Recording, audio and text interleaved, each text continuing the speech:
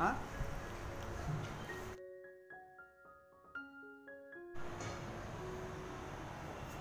आता काय तुला उचलून घेऊ? एवढा वजन आहेस तू आमच्या उंच माझ्यासारखा उंच आहे बघा. त्यामध्ये सगळं तेच माझ्या विचार की कसं सगळं. गुड मॉर्निंग, शुभ सकाळ. सकाळची वेळ आहे ताईनो. आपलं रुटीन बघा सुरू झालेलं आहे. आज उठल्या अगोदर पहिला चहा प्यायला घेतला. म्हणजे कुणालचे बाबा निघून गेले होते. आता हल्ली जरा त्यांची घाई असते त्याच्यामुळे राहून जातं एकत्र बसून चहा पिणं.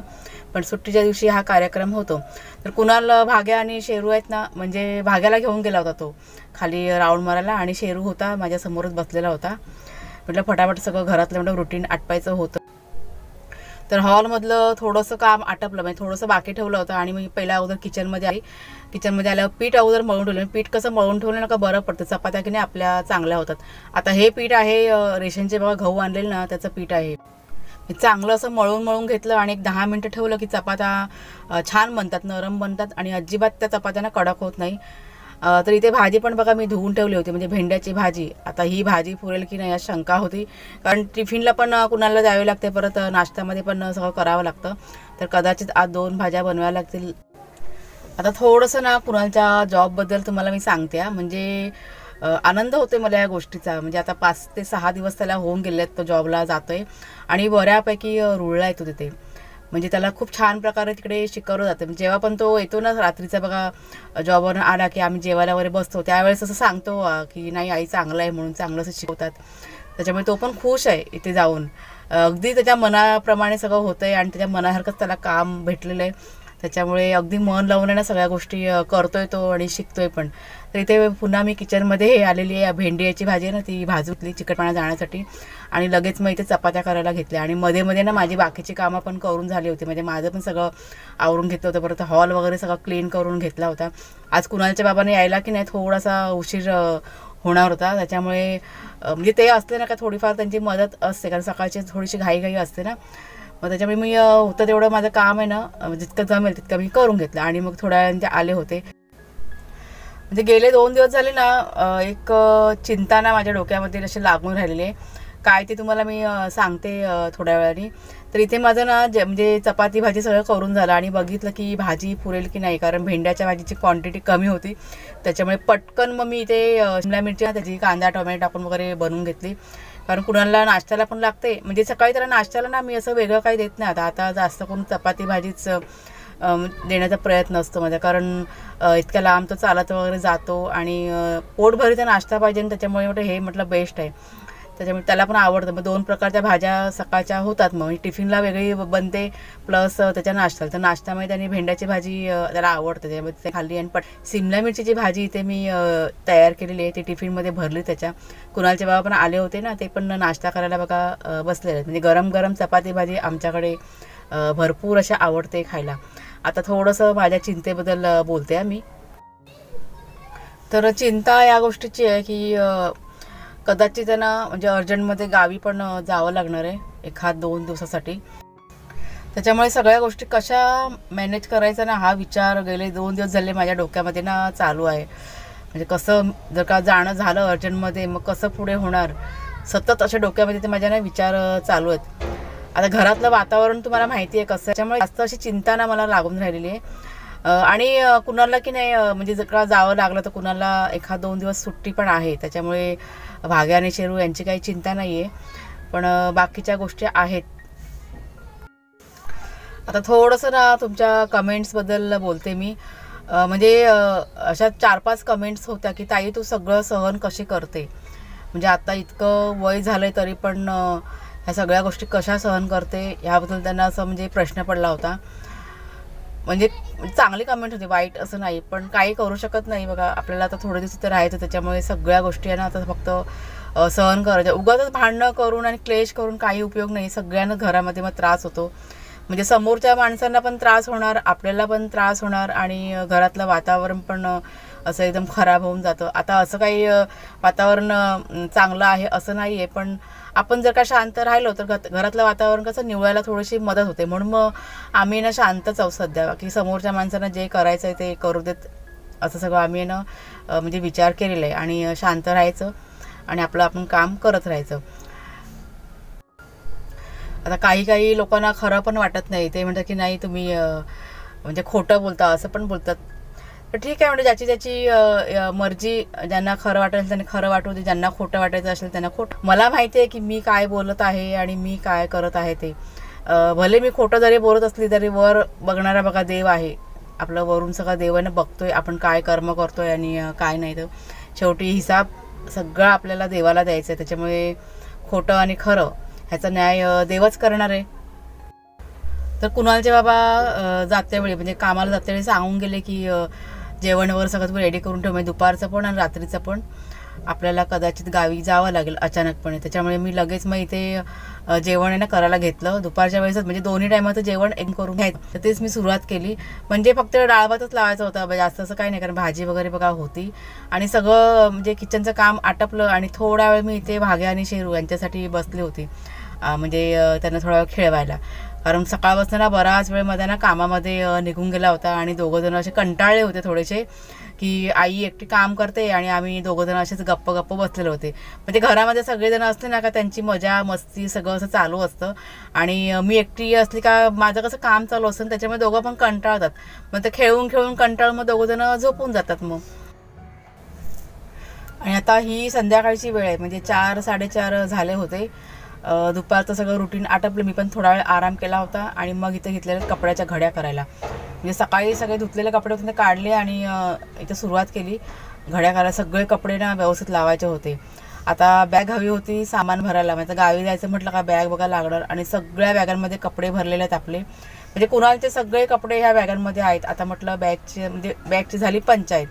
त्याच्यामुळे थोडीशी जरा माझी ना चिडचिड म्हणजे चालली होती. म्हणजे कुणालचे बाबा झोपले होते, डोळे त्यांचे बंद होते, पण ते असे जागे होते. पण मग काय केलं, मग शेवटी दुसऱ्या 1-2 बॅगा आहेत ना त्या त्यांनी आतमधून जाऊन आणल्या.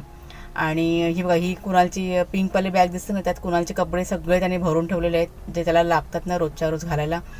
त्याच्यामुळे तर दुसऱ्या 1-2 बॅगा आणल्या आणि त्या सगळ्या रिकामी करून त्यात मग त्याचे कपडे ना भरून ठेवले. आणि ही जी पिंक बॅग आहे त्याच्यामध्ये सगळे मग आपल्याला आता गावी न्यावं लागणार ते सगळं सामान भरलं त्यात. आता जास्त काही सामान न्यायचं नव्हतं, पण तरी म्हटलं 1-2 जोडी कपडे आणि छोट्या मोठ्या 1-2 वस्तू ज्या खूप गरजेच्या असतील तेवढंच. आता बहुतेक कपडे आपले सगळे गावी आहेत, त्याच्यामुळे जरी कमी पडले तरी काही अशी अडचण येणार नव्हती. म्हणजे बॅग भरताना माझ्या डोक्यामध्ये सतत असे विचार आहे ना चालू होते की आपलं घर असून सुद्धा असं लाचारासारखं राहावं लागतं आपल्याला.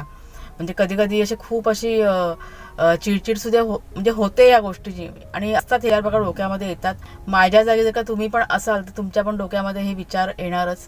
त्याच्यामुळे कधी कधी असा राग पण होतो, स्वतःचाच असा राग येतो की का आपण गावावरनं आलो इथे.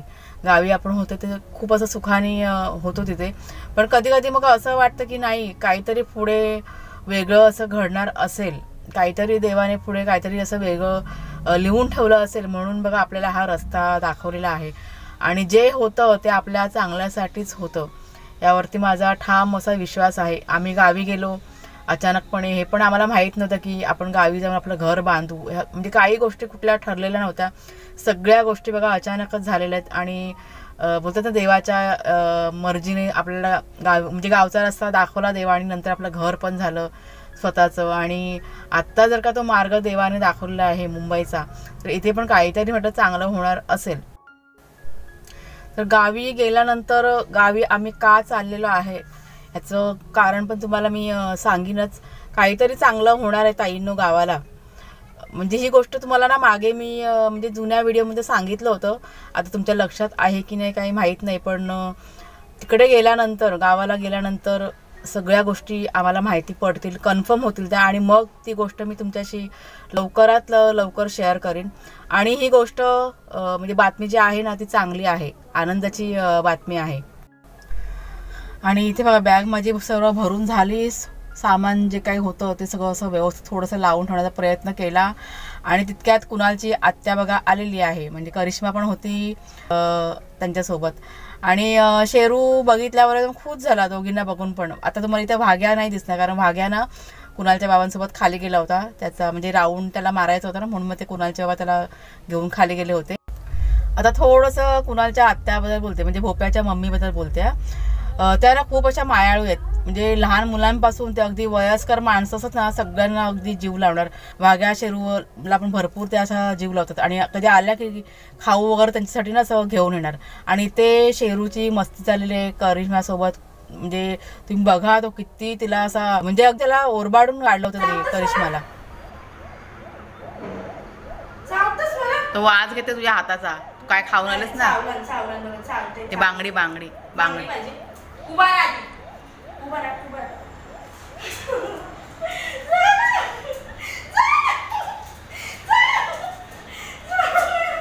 आता वाघ्या येईल तो पण उड्या मारेल.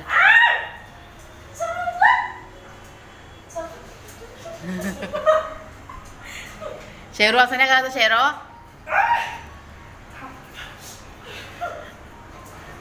मोबाईल पडेल माझा 2 मिनिटं आता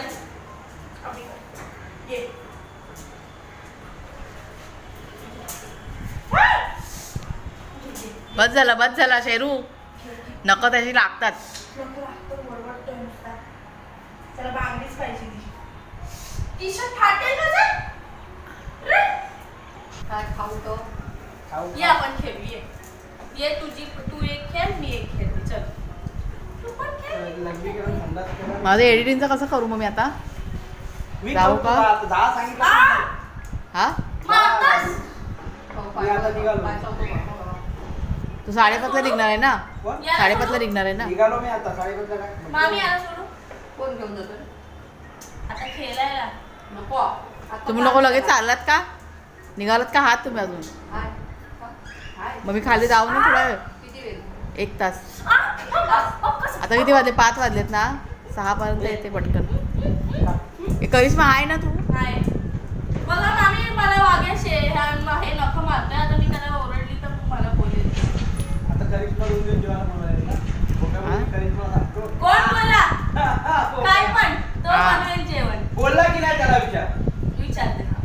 तो बनवेल जेवण. तो स्वतःच खूप दिवसानंतर तुमच्या पुढे येऊन बघा बोलायला भेटले. आता गाडीमध्ये आली म्हणून. आता वरती कसं फर्निचरचं काम चालू आहे, त्याच्यामुळे खूप असा आवाज असतो आणि नाही मग बोलायला भेटत. म्हणजे मी असं प्रयत्न करते की समोर येऊन तुमच्याशी बोलायला पाहिजे, पण असा आवाजामुळे नाही जमत आहे. मग थोडे दिवस कसं तरी ॲडजस्ट करावं लागणार आहे. पण एकदा सगळं झालं ना काम तिकडचं पूर्ण काम मग होईल पहिल्यासारखं नीट. तर आता पटापट माझं एडिटिंग करायचं आहे आणि थोड्या वेळाने लगेच निघायचं आहे आपल्याला. ती सगळी घाईघाई चाललेली आहे. दिवसभर सगळं माझं तेच चालू आहे. डोक्यामध्ये सगळं तेच माझे विचार आहेत की कसं सगळं मॅनेज करू मी, असं सगळं झालेलं आहे. पण आता कुणालच्या बाबा ना आता येतील 1 तासामध्ये, ते पण येतील गाडीवरनं आणि मग तोपर्यंत माझं ना काम सगळं होऊन जाईल. तर चला ताईंनो, आता हा व्हिडिओ आजचा इथेच थांबवते मी. कसा वाटला जरूर सांगा. आवडला असेल जरूर लाईक करा, शेअर करा आणि लवकरच आपण आता भेटूया गावाला. बाय बाय सर्वांना.